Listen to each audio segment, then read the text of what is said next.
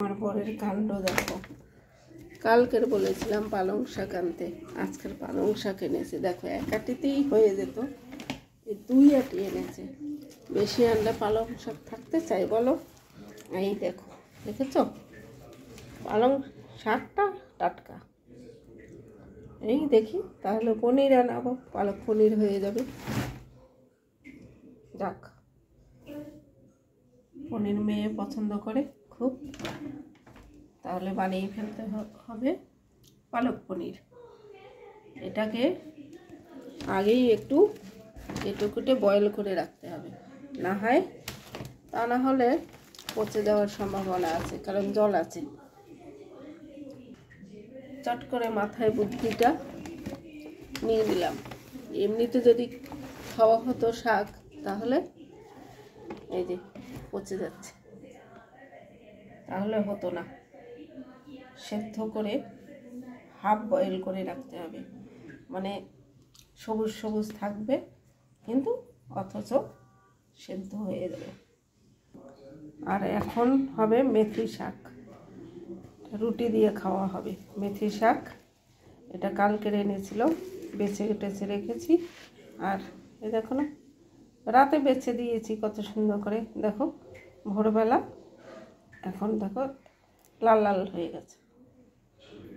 কি করা যাবে, আমি বেছে বেছে তারপর কেটে বানিয়ে ফেললাম রুটি, সাথে আলু মেথি, বেশ মজাদার। এই সময় শাকসবজি খাওয়াই উচিত, বাচ্চাদেরও খাওয়ানো উচিত, তাই না বলো? আমি তো খাওয়ানোর চেষ্টা করি, তোমরা কি করছো? বাচ্চাদের খাওয়াচ্ছে তো, হ্যাঁ বাচ্চাদের একটু খাওয়াও, জোর করে হলেও খাওয়াতেই হবে। আর এই দেখো এদিকে আমার মেয়ে কাণ্ড, এই যে বাবা ছাড়িয়ে রেখেছিল কালকের, তো সেটাকেই আজকের মর্নিং ওয়াক করে এসে, এখন তো ছুটি স্কুল, মর্নিং ওয়াক করে এসে এই দেখো এটা বানিয়ে বাটার দিয়ে চাট মশলা দিয়ে খাচ্ছে। এই যে সাথে আছে টিভি। ঘরের কাজেই শেষ হয় না জানো তো। এই দেখো সবজি বাজার করে এনে রেখেছে, রাখতেই মানে একটা কাজ করতে যাচ্ছে অন্য কাজ শুরু হয়ে যাচ্ছে, এই অবস্থা। এদিকে এনে রেখেছে মাছ, এটাও ধুতে হবে।